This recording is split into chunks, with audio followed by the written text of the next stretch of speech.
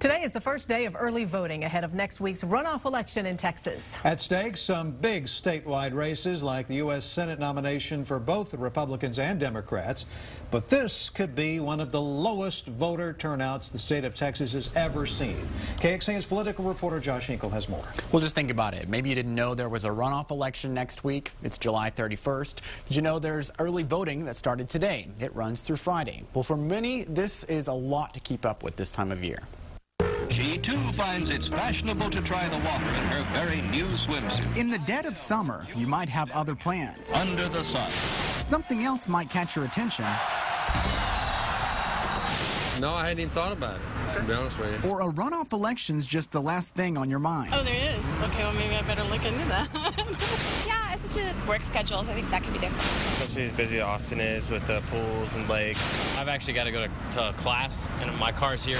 Hoping to lead by example, Lieutenant Governor David Dewhurst headed to the polls in South Austin alongside Governor Rick Perry. A lot of people are gone. A lot of people are focusing on their families and vacations.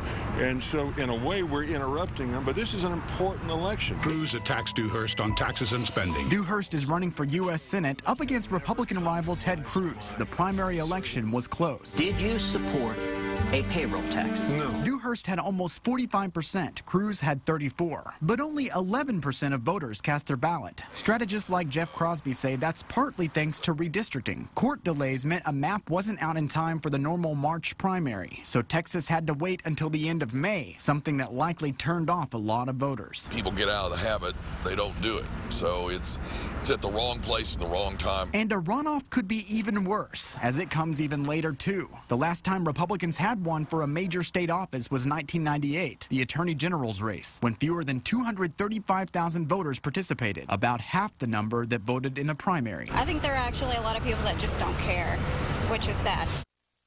Remember, registered voters who voted in the primary can vote in the same party runoff election. If a registered voter did not vote in the primary, they may vote in either party's runoff election. Once again, early voting runs through Friday. Josh Hinkle, KXAN News. And there are a handful of statewide races on the ballot in this runoff election. Democrats still need to choose a candidate for their U.S. Senate race. Paul Sadler is a former Texas House member. He's facing schoolteacher Grady Yarborough in that runoff.